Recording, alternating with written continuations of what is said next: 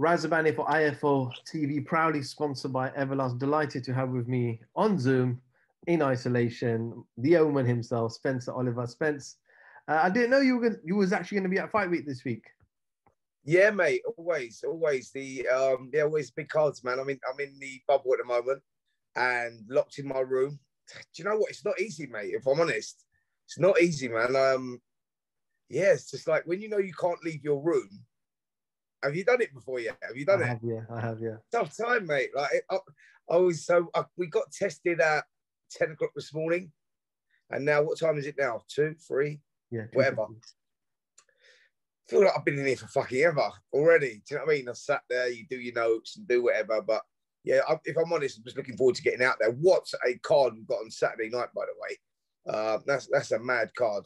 So yeah, just really looking forward to that. Obviously, topped by Del Boy and Joseph Parker, but great undercard as well with Katie Taylor, Natasha Jonas, Chris Eubank Senior, Marcus Morrison, Campbell Hatton, Dimitri Bivol, and Craig Richards. Yeah, looking forward to it, man.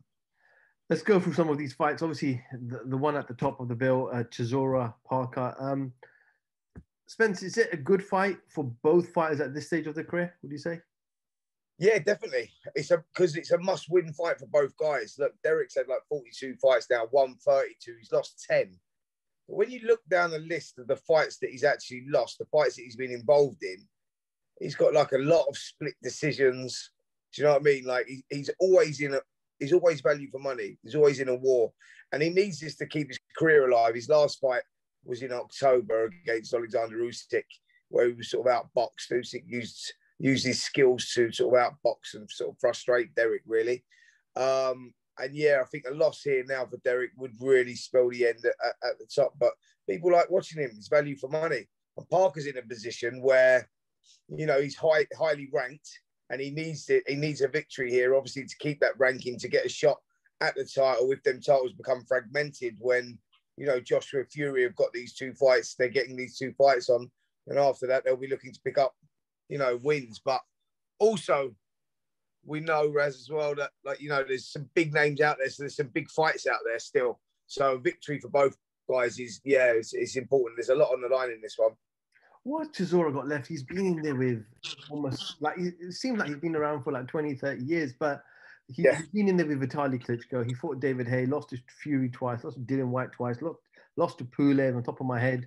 And he doesn't seem to go away. He seems to find this extra life. I don't know where he gets it from, but how long has he got left? Well, this is the thing. You know, he's not getting any younger now. What is he, 37, 38 years of age, something like that, 42 fights.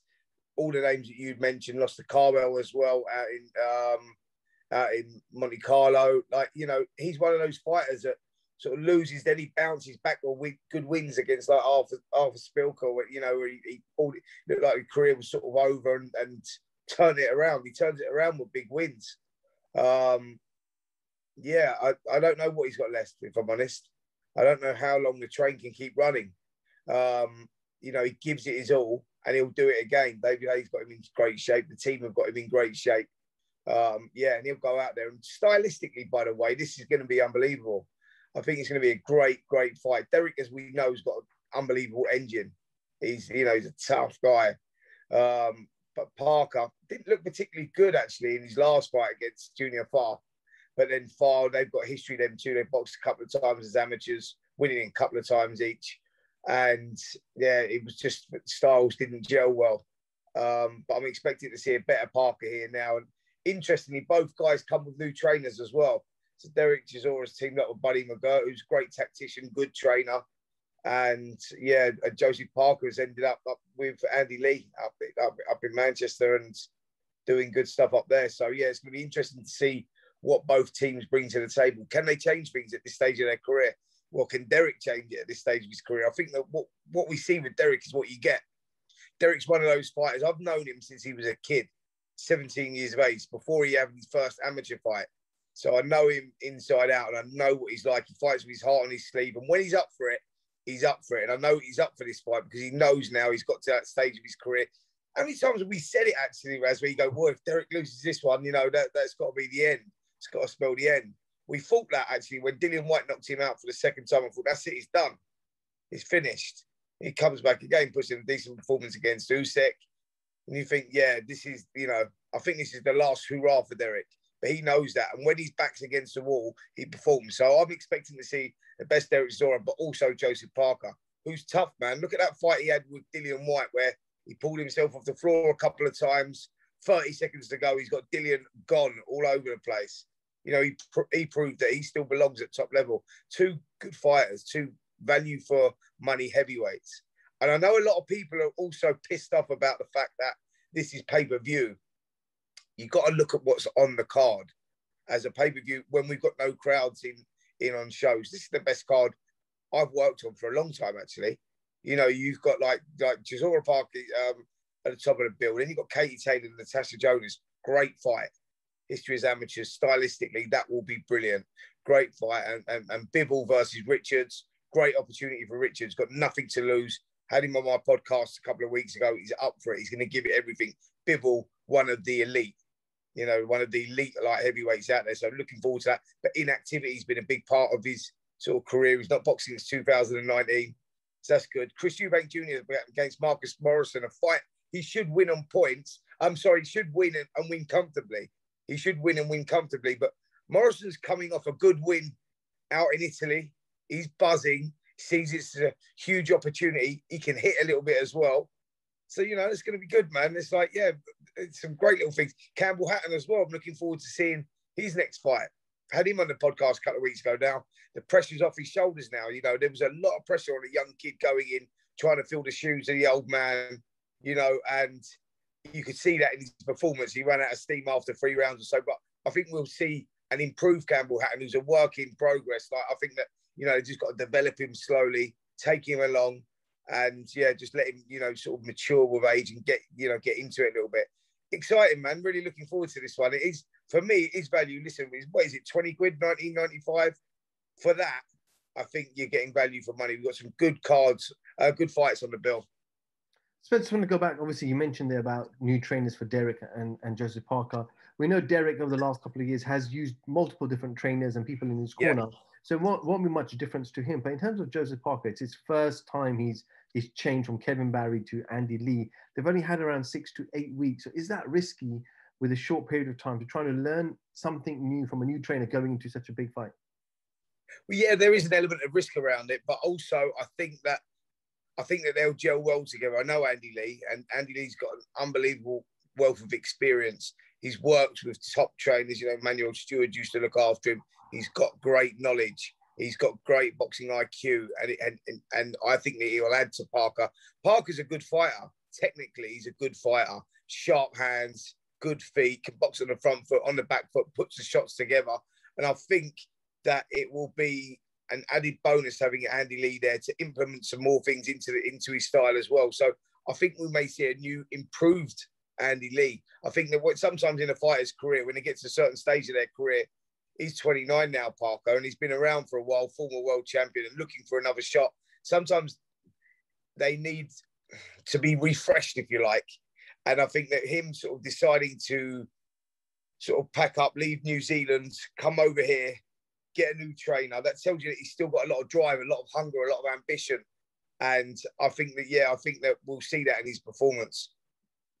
Obviously, I know Katie Taylor, who's regarded as one of the best female fighters in the world, against Natasha Jonas. Obviously, they've had rivalry in the past as well. What do you make of that fight? And do you give Natasha an opportunity and a chance against Katie? Yeah, definitely. I like that fight a lot. Natasha Jonas is going into this one with no pressure on her shoulders. Her and Joe Gallagher have both said that, that it's a fight where she has no pressure. It's just an opportunity. You look at her last fight, the draw that she had against Terry Harper, boxed out of her skin, and she can hit a bit, Jonas, as well.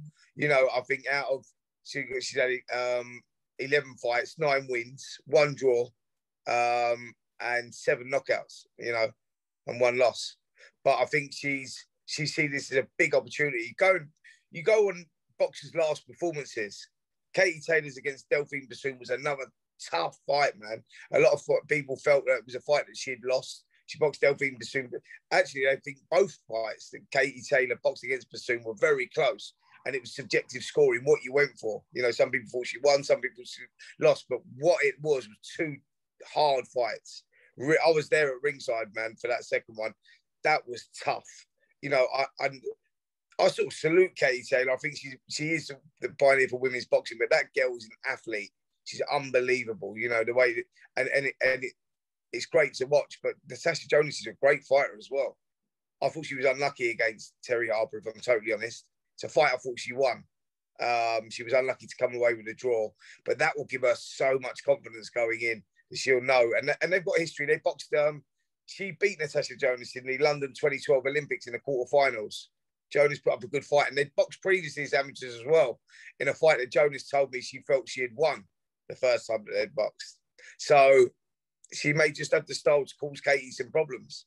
Interesting fight, mate. But what you'll get there, Raz, that is a great fight. You'll get great 10-rounder there. Spencer, last time we saw Chris Eubank Jr. in the UK, I believe, was when he fought James DeGale in a great fight in London. Since then, he went to America. I think he teamed up with Al Heyman for a little while and fought was it Koborov, which I think lasted 1 or 2 rounds because there was an injury. 2 rounds, I think it was, wasn't it? Yeah. And obviously, Chris hasn't fought for nearly around 2 years now. So he's obviously lost a lot of time there. But has he now need to step after Morrison? He gets through Morrison. He has to step up. He's got no other alternative but to get into those big fights. Absolutely. I think that's what he wants as well, just to get rid of a bit of ring rust. Morrison's a good test for him. Big opportunity for Morrison, but he's not expected to win. You know, Styles sort of make fights. He's quite tall and sort of stands in front of his opponent a little bit. It's sort of suited for someone like Chris Eubank. And Eubank, it's been a frustrating time because, you know, COVID kicked in. He spent, but that what I suppose on the plus side is giving more time with his new trainer, Roy Jones Jr., who will add something to his style, add a bit of finesse to his style. And I think it's a good move, you know, so they would have had time to gel together. I think we'll see something special from Chris Eubank. I'm expecting good things. He looks to have improved that, and you got to feel sorry for him a little bit because, you know, you look at the victories that he's had against, say, like Arthur Abrahams. People say, yeah, but he's a faded force. It was still a good fighter, world champion. And the same with James DeGale. And yeah, they were faded forces, but he got those victories. And he's been involved in some good fights. Billy Joe Saunders was a close fight as well back in 2014. But he's improved a lot since then. He has. And I think Roy Jones is really going to add something to him. So, yeah, looking forward to seeing him in the mix. And I think this fight, I'm looking forward to, and they'll be looking to put him into world honours. I know they've been talking about Triple G, haven't they? That was a fight that was sort of, they were trying to get, and it sort of went away. But he'll definitely be in the mix of these guys, definitely. Looking forward to spending a little bit of time with Roy Jones in the bubble. I am actually. I am. I'm you know, like one of the greatest fighters of our modern times. You know, at his peak, mate, it was like incredible. So yeah, he's one of those fighters that you just go, yeah, you know when he's in a room. You know what I mean, Raz? And it's like, yeah, it's gonna be. I'm looking forward to that, man. Yeah, so I'm looking forward to the fight week, if I'm honest. Just because, like I said, there's some real good fights on the card. For me, yeah, one of the best cards in a long time. You know, go right down the card, man. It's every fight I'm looking forward to. Spence, obviously, just going back to the heavyweight division, obviously we know we've got Chisora Parker this weekend. AJ Fury the announcement is imminent. Eddie's spoken about it again this morning. We know Hrgovic versus Hunter has now been called. Purse bids, Eddie's one as well. So that's going to happen. We've potentially Usyk Royce is going to take place. Dylan White back in the mix. Deontay Wilder shared a picture a couple of days ago, training again with Malik Scott. He's still a player in the heavyweight division. So it's nice, isn't it? Getting these big fights finally getting together and getting made. Yeah. Listen, mate, it's great for the sport that the heavyweight division is buzzing like that. All the fights that you just named and the fighters that you just named, great fights. Hrgovic versus Hunter, what a fight! Looking forward to that. You know, there's some great fights. Dillian White, as you said, right, still well back in the mix now after the Povetkin victory. You know, we've got the two heavyweights. We're waiting for this announcement. I think it'll either be. I think it'll go. It's July the 24th, isn't it? And the latest date that Eddie was talking about this morning was August the 7th. I think we might get an announcement on Saturday. I'm not sure about that, by the way. It's just my gut feeling. I think that, you know, because if you look at the times, they need to sort of do their tours and whatnot, because a fight of that magnitude has to do that. So I think we may hear something Saturday. But the heavyweight landscape at the moment is packed with talent. Well, absolutely. And Spence, I'll end with this. Chisora Parker, who wins and how? Tough fight, really tough fight. I think that Parker wins. I think he'll just edge it. But I think it'll be a tough fight. I really do. I think it'll be another war. I just think the freshness of Parker gives him the edge. But don't write Del Boy off. Never write Del Boy off. When his back's up against the wall, that's when he produces the goods. So yeah, it's gonna be a close one. But I just lean towards Parker. I just think that the timing might be right for him. Spence, also just quickly before I let you go, obviously I saw you doing a little bit of a boot camp in the Algarve. Yes. Later this year. Do you want to give us some details so people listening in might want to join in and fly over to Portugal and take part in this session with you and Johnny, I believe, as well? Me and Johnny Nelson, yes. We're doing a training camp out in the Algarve. The Algarve Boxing Academy, we've called it. So it'll be a 5-day training camp with me and Johnny where we go out there, we train in the morning, come back, have a bit of breakfast, train, bit of lunch, train.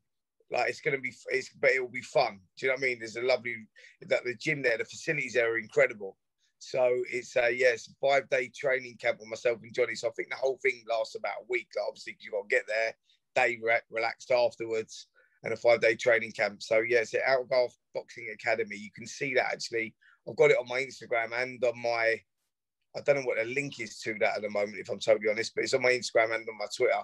But there's only the limited spaces with that as well, 15 spaces. And I know that as soon as we put it out, 4 or 5 went. So yeah, jump on it, Algarve Boxing Academy. Come and train like a champion with me and Johnny. A week with the Omen and with Nelson. That could only That's be fun. it, man. Get yourself out there, bro. I'm not sure I'll last the sessions. Yeah, listen, we can adjust it, mate. Don't worry. Spence, enjoy fight week. Enjoy the fight. Cheers, bro. And let's catch up after fight week. We'll have a little summary. Yeah, we'll 100%. Catch up. Maybe let's catch up next week, maybe, and we'll go through the Carla game. Yeah, and we can also probably talk about Billy Joe Canelo next week as well. Look forward to that, bro. Yeah. Oliver, ISL TV, thank you very much. Nice one, mate. Speak soon, yeah?